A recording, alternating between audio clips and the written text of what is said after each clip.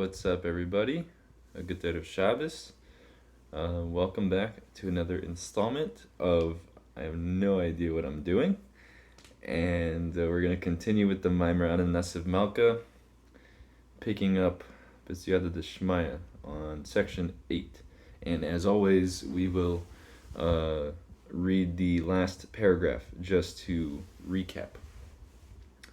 So, the last section is talking about going into deeper, more Kabbalistic reasons for the clever person's cleverness. And basically what the Rebbe comes to teach us is that what makes the clever guy so clever is that he realizes that even though the officers that are accompanying the king in this midrash, in this analogy, even though they are accompanying the king, they're hired by the king, it's still not the king himself. And that's what makes him so clever, because he compares it to like what the Alter Rebbe said, that he doesn't want Gan Eden, he doesn't want world to come. But I'll just read the last paragraph here because that's what it says. It is possible to say that this is the intent of the precise wording used by the Alter Rebbe. I don't want your Gan Eden, I don't want your world to come. Even though he spoke about your Gan Eden and your world to come, i.e. Gan Eden and the world to come as they reveal you, being Hashem, implying that aside from Gan Eden and the world to come being elevated in the elevated levels in and of themselves, and everything that is possible to be revealed from the source of light is revealed through them, nevertheless a clever person does not desire even such lofty intermediaries. His entire will is focused on God's essence, you alone. So what does that mean? Like, now I feel like, I don't know how many sections there are in this mimer, but I feel like if it hasn't gotten deep yet, it's going to get deep now, because we have to figure out what God's essence means. Like, what does that even mean? In order for us to attach to it, or for us to even want it, right? We have to know what we want. So, section 9 will start now. Okay, now section 9 starts, it says, it could be said that the interpretation of the statement, I will choose the king, that the clever person does not desire the levels of holiness that exist in the spiritual realms above, but rather desires God's essence. And the simple interpretation of that statement, that he does not serve the stars and the constellations, are interrelated. Their interrelation can be understood according to the well-known explanation. Let me see where these... what are these all saying? I'm just looking at the footnotes here, because sometimes they're interesting. No, they're not. So their interrelation can be understood by the well-known explanation that the love for God intimated by the verse, whom I have in heaven but you, i.e. that he does not desire the revelations of Gan Eden, but rather desires God's essence. This stems from the person's willingness to rise above self-concern. As will be explained, the self-concern of a person who desires the revelations of Gan Eden is on an elevated level, right? Wanting Gan Eden is not a bad thing. We all know it's a pleasurable place. It says that a second or a minute, a moment in Gan Eden is more pleasurable than all the worldly pleasures. And this, kind of comes to encourage us to abstain from these worldly pleasures, for the sake of getting a bigger reward in the long run. So it goes on to say he does not desire physical things, but rather the appreciation of the radiance of God's presence. Nevertheless, his desire is for his own personal satisfaction, but satisfaction nonetheless. So this is basically what the Alter Rebbe was trying to say. He's saying, I don't want your Gan Eden, even though yes, Gan Eden is your Gan Eden, and it is a revelation of your light, a revelation of Hashem's light. And wanting to attach to the revelation is not in and of itself bad, but we need to realize that even this is, as it says here in the footnote, is desire for his own personal satisfaction. And while that personal satisfaction is spiritual in nature, it's still satisfaction. It still has to do with yourself and what you want to get out of your spiritual experience. So it continues. In Gan Eden, one's soul remains a distinct entity that will comprehend and delight in godliness, as our sages state in brachas. In Gan Eden, the souls take pleasure in the radiance of the divine presence. The revelation of God's essence, by contrast, will cause a person's existence to be nullified entirely. Nevertheless, since the revelations of Gan Eden are merely a ray, the radiance of God's presence, which cannot be compared to God's essence, the clever person chooses what is of primary importance, i.e. God's essence, and not what is secondary, i.e. the radiance of his light. So the clever person realizes that the rays of the sun are not the sun itself, that the sun emits light, and there's light that comes off from the sun, and by the time it gets down to us, like, it's not the sun. And how do we prove that? Because if you really were inside the sun, you would die. It's kind of a perfect analogy, because we can't with all our technology, we just can't fly to the sun, fly a rocket. We can't land on the sun, besides the fact that it's just a ball of gas and you can't stand on it anyway. Like, even if you could, you would die before you even hit the ground, hit the surface, because it's so hot. And so in a similar way, like, God's essence is so how do I say this? Like, the definition of God's essence is that there's no definition. That it's undefinable. It's you can't rationalize it. You can't think about it. And so you also can't put division in it. So while in Gan Eden, as it says here, while in Gan Eden, your soul retains its own individuality, which is how you are even able to experience enjoyment. When you attach to God's essence, your individuality becomes nullified entirely, because in this true oneness, we wouldn't experience individuality, really. Like, Hashem doesn't, like, there's no parts of Hashem in reality. We just happen to experience the world of separation, because that's how Hashem made it. But it's not real. Like, it's not really like that. Like, Hashem's oneness is it pervades everything, and so it's not like the way the sun analogy breaks down at the end. Like, it only goes so far, is because it's not that Hashem is so, like, the energy is too much. It's just that you can't exist. Like, you literally can't exist. That would not make it one. That would make it two. That would be like Hashem and then you, right? So that's not one, that's two.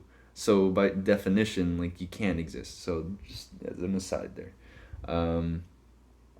So from this explanation, it continues. From this explanation, one can understand that when one chooses the revelations of Gan Eden, which have no importance at all in relation to God's essence, he is doing so for the sake of his self-interest. Okay. So that he can retain his identity and derive satisfaction from the radiance of the divine presence. Right. So in order to derive satisfaction, in order to experience, you have to be individual. You have to be an individual, which can't exist in oneness, because if you have real oneness, there's no individuation. There's no separation. But in order to experience, in order to have a life, or have a sense of self, you have to be separate from Hashem. You dafka, like, can't be in God's essence, because that would take away your individuality, and also your experience of the pleasure of Gan Eden, right? Even Gan Eden, in such a high, lofty level, right? you'd still need to be an individual soul.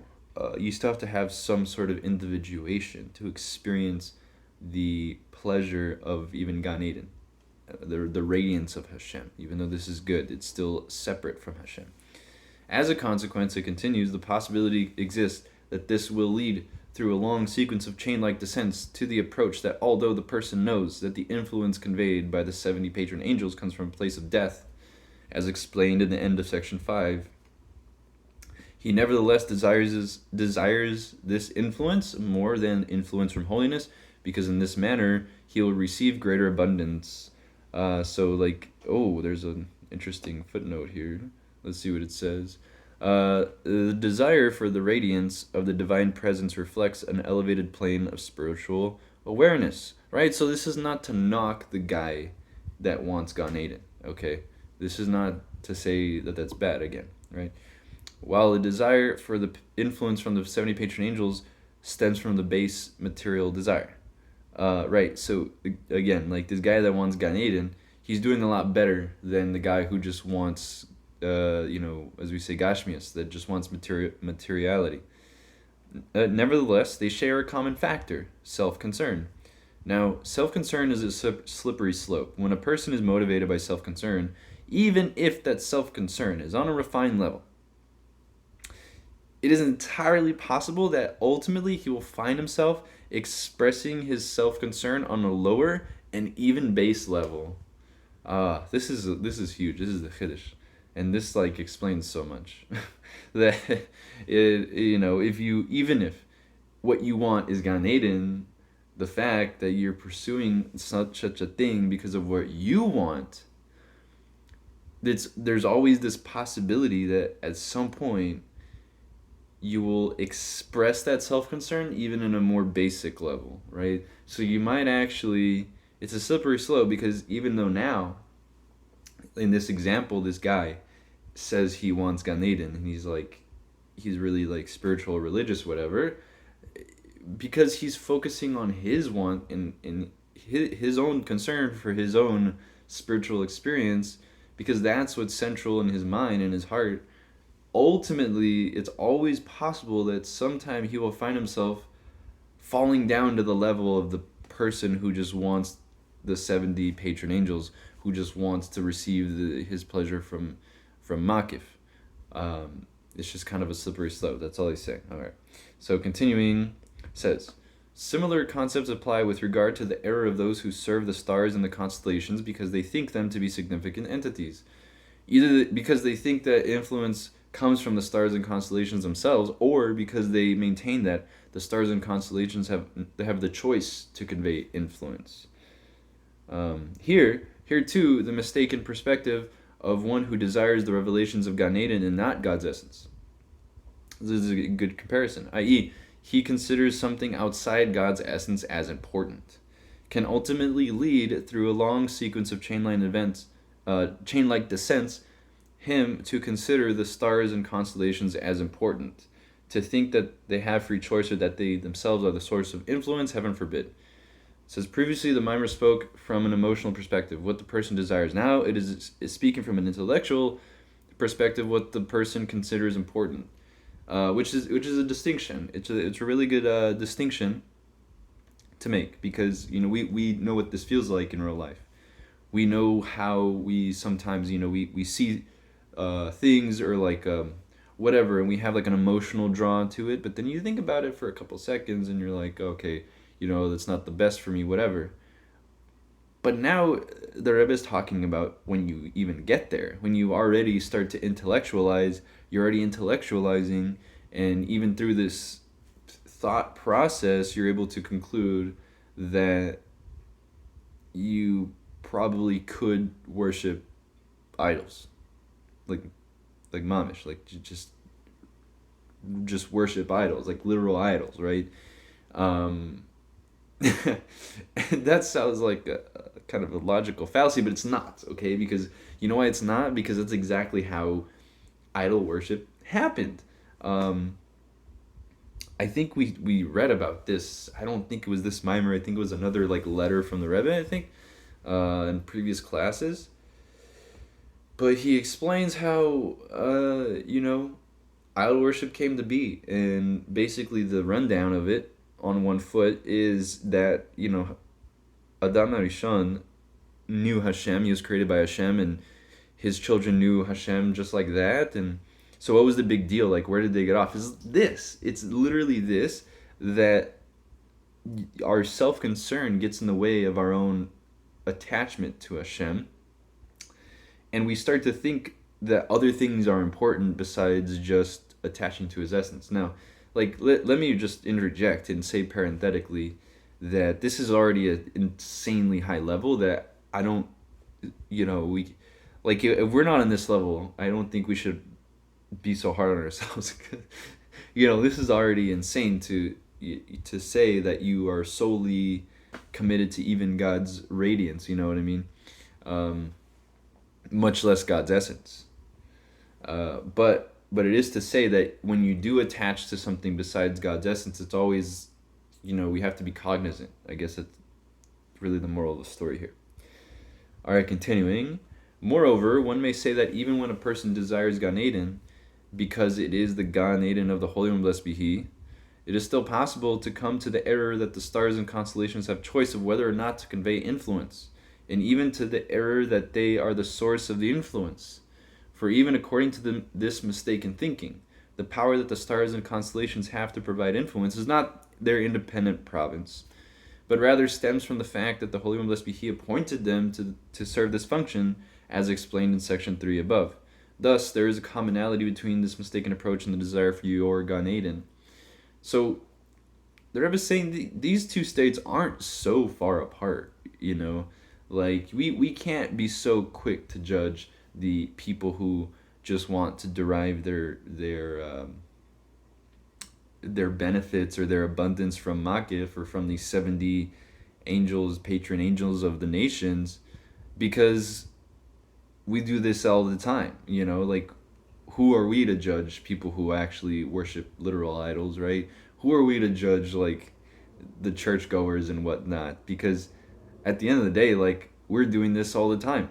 Because even if you're super frum and you daven 3 times a day and you eat like super kosher and whatever, and you're a rabbi and your dad was a rabbi and you're a great alter Zaydi's like Moshe Rabbeinu, like, what, it doesn't matter, like it doesn't matter at all. You can always fall in this trap of just attaching to whatever it is.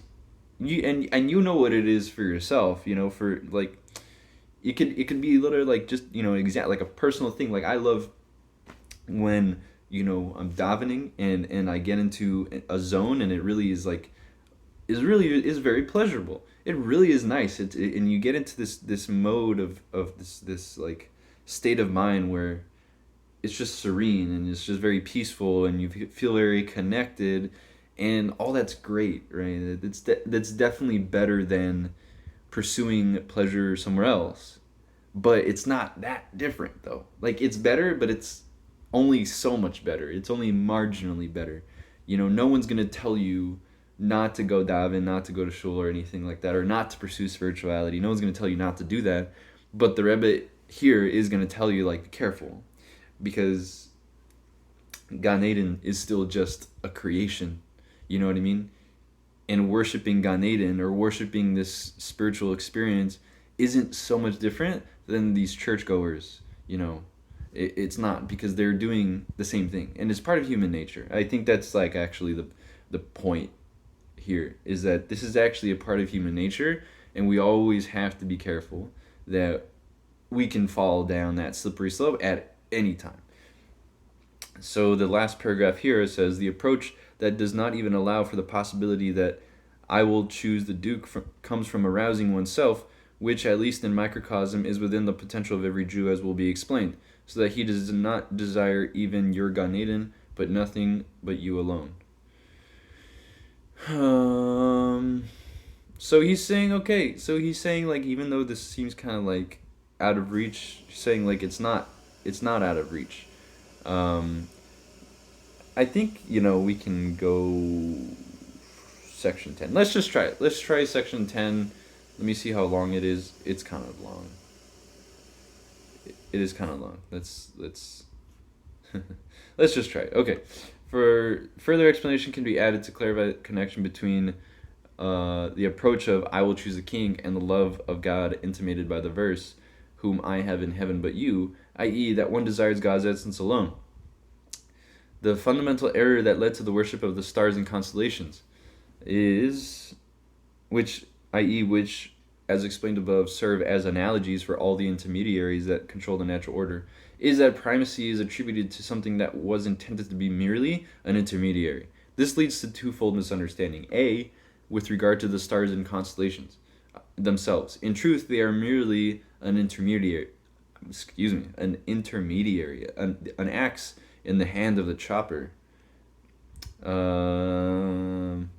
Through which the influence is conducted. Nevertheless, those who serve the stars and constellations attribute primacy to them, or else they wouldn't worship them. Okay. B, with regard to the material influence that is drawn down through them.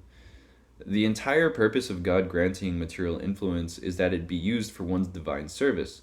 Those who serve the stars and the constellations give primacy to the material benefits themselves. Therefore, they choose to receive the influence of the nether side so that they will have an abundance of material influence. Yeah, that clicks. That really fits into the puzzle piece. Fits into the puzzle. And I mean, this she's just kind of reiterating the fact that when you even worshiping Gan Eden is about your self concern, right? Even if your self concern isn't money or desires or whatever, even if it's not that, even if your desire is just to have a really fulfilling spiritual experience, that's still dangerous, because you're giving primacy. You're saying that there is something important here that's not just Hashem himself. It's my objective experience, which is really only happening in my head. That experience is only happening in my head. It's not actually happening in real life. It's just my personal subjective experience. Continuing, a similar misunderstanding motivates one who seeks the revelations of godliness in the spiritual realms. The purpose of all divine revelations, even the most lofty, is not self-contained. The revelations do not shine forth for their own sake. They are merely intermediaries through which God's inner intent for dwelling in the lower realms is fulfilled. See, what does it say? The Tanya in chapter 36 says the statement that God desired a dwelling in the lower realms implies a desire to create a world in which man carries out the service of subduing and transforming the forces of Klippa. To bring such a world into being and inspire that service, God brought an entire spiritual cosmos into being. Nevertheless, the purpose of even the highest rungs in the spiritual cosmos and even the infinite divine light that transcends it is solely for the sake of bringing about a dwelling for him in this world. Therefore, when a person seeks these spiritual revelations and gives primacy to them and not God's essence, there is a possibility that he will give primacy to the other intermediaries, the stars and constellations, and material benefit. This is crazy. What does it say here? Why is he seeking these intermediaries? Because he is motivated by self-interest. He desires to derive satisfaction from the radiance of the divine presence and therefore focuses on them rather than on God's essence. Since that is his primary motivation, the possibility exists that he will also give primacy to other intermediaries, the stars and the constellations, or in contemporary terms, the prevailing structures of the natural order, with the thought that they will benefit him. Right. So, yeah, I don't have to, that's pretty self-explanatory, right?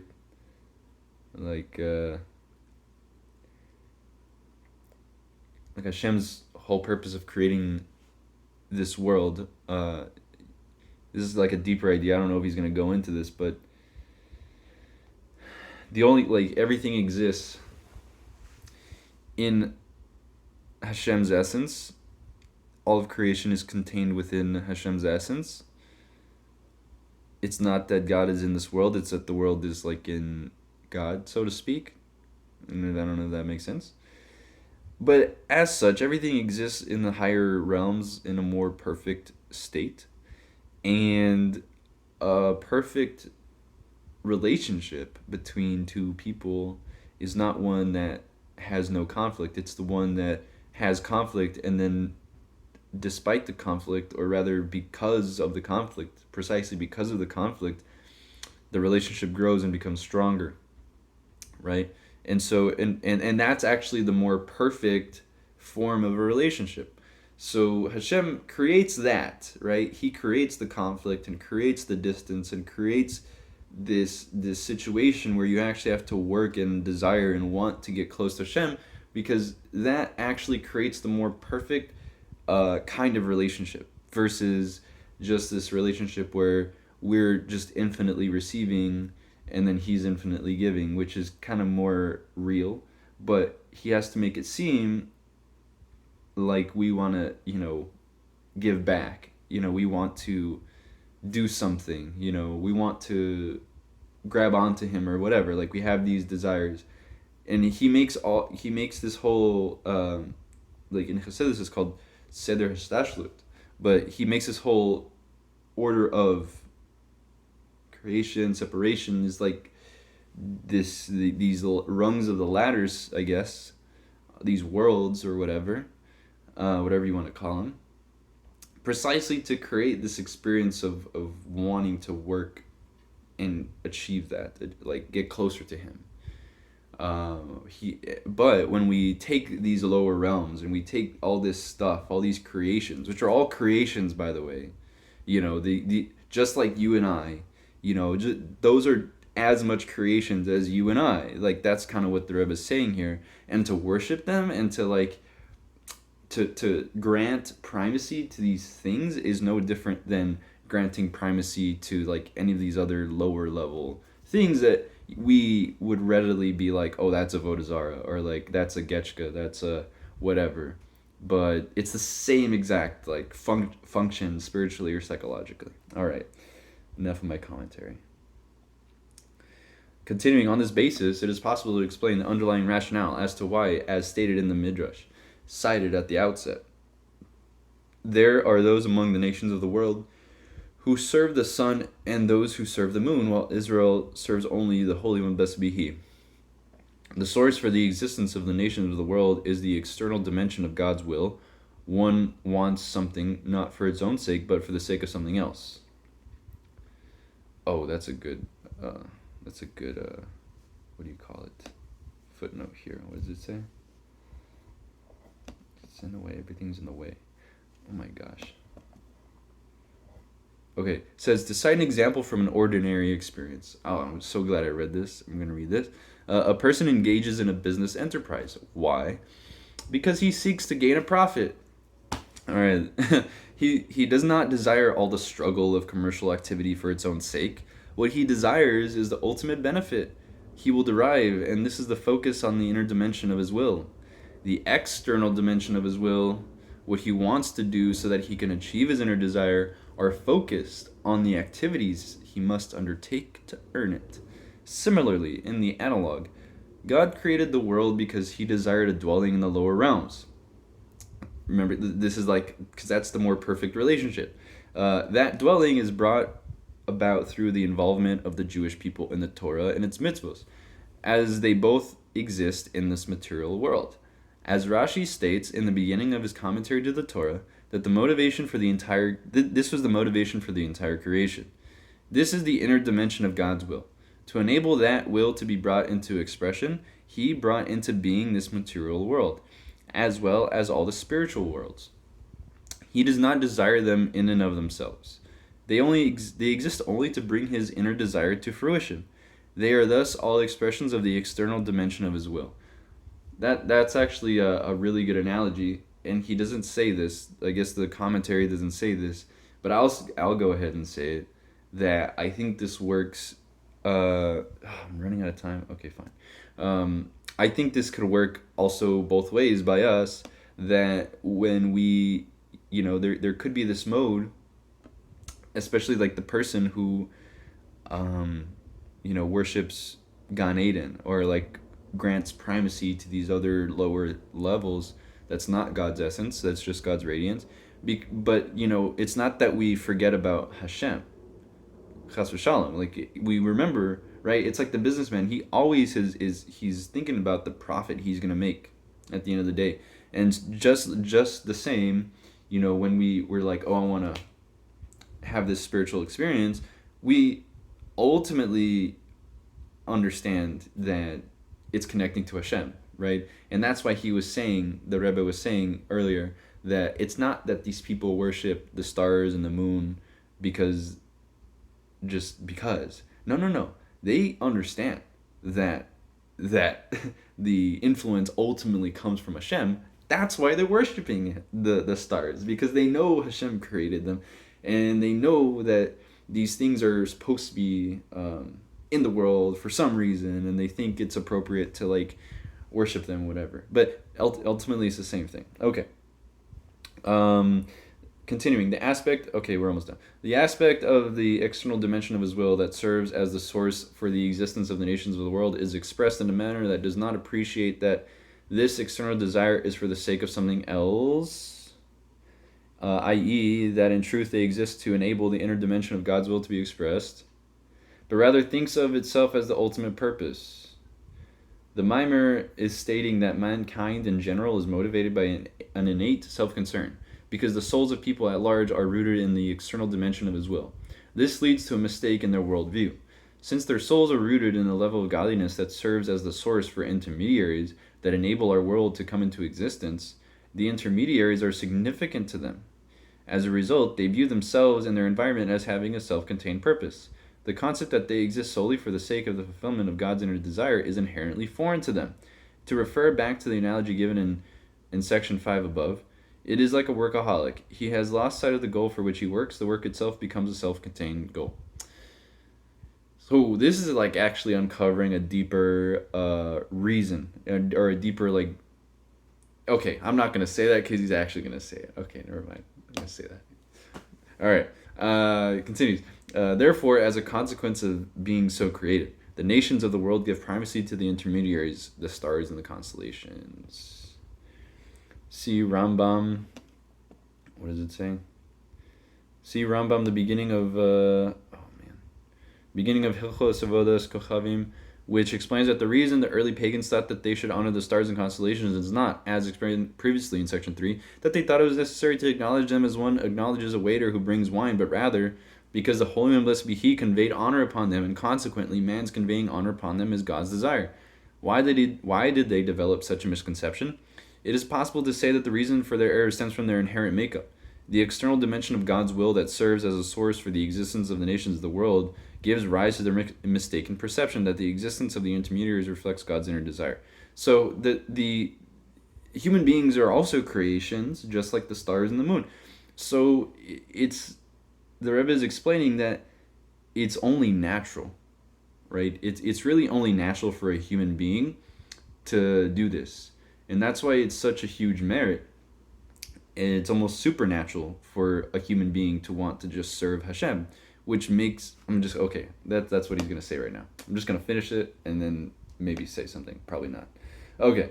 The source of the Jewish people, by contrast, this is what I was going to say, is rooted in the inner dimension of God's will. And from the perspective of the inner dimension of God's will, there is no possibility for any matter other than God's will to exist. Implied is that other entities can exist as expressions of his external will.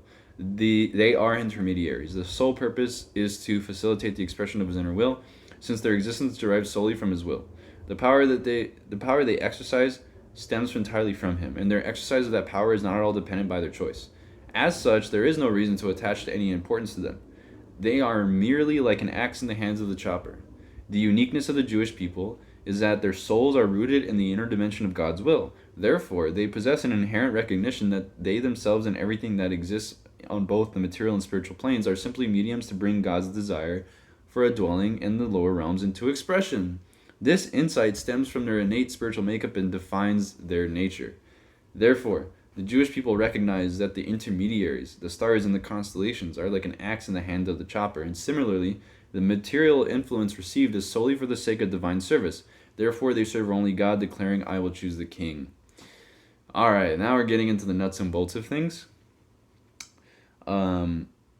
So I think now we understand what what the big deal is, like what the big difference is between Jews and non-Jews, is that it's not natural, right, to serve the king. And I have another question. This kind of begs the initial question: is like, then what's clever? Like, is it really cleverness? The Rebbe here is saying it's not that they're so smart, right? Because only through intellectuality, like if you follow intellectuality, even if you become religious, or like you become you worship Hashem, like you understand Hashem exists, if it's just on an intellectual level, the only reason you would get there on an intellectual level is by pursuing your own desire for spirituality, which is a good desire, right? The desire itself is not evil or bad or anything, and even moreover, the path you're taking to fulfill that desire is also a good path, but it's still about your desire.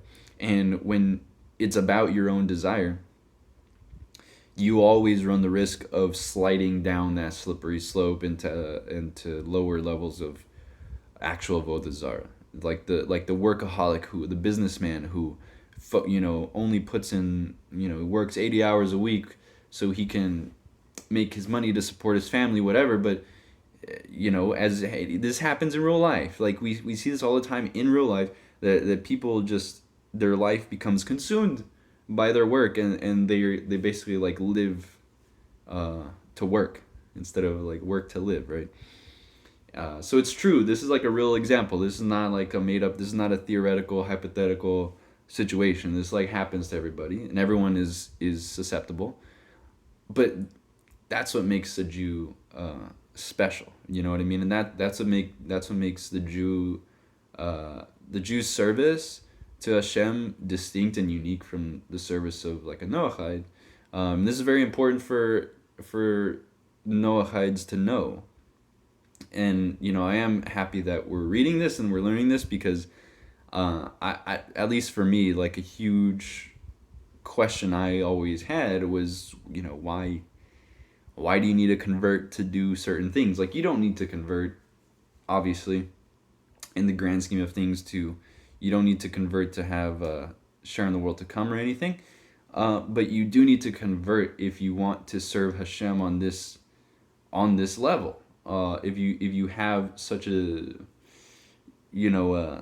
inclination, and it's right, and that's why we have a tradition, or like the way we learn it is that people who convert, like their souls were always Jewish, right? Because here in the Maamar is telling you, like, if you don't have a Jewish soul, you're not gonna want this. You're not gonna want it.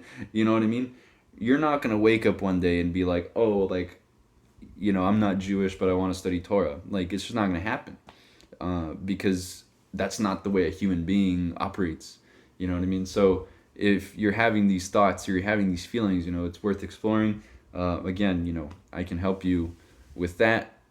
Reach out if you want, but yeah, I have less than a minute. That's all I have. Roberto, do you want to say anything? Like less than a minute.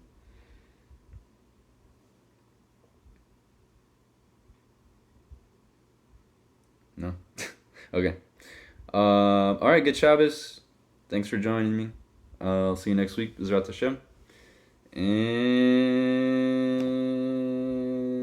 take care.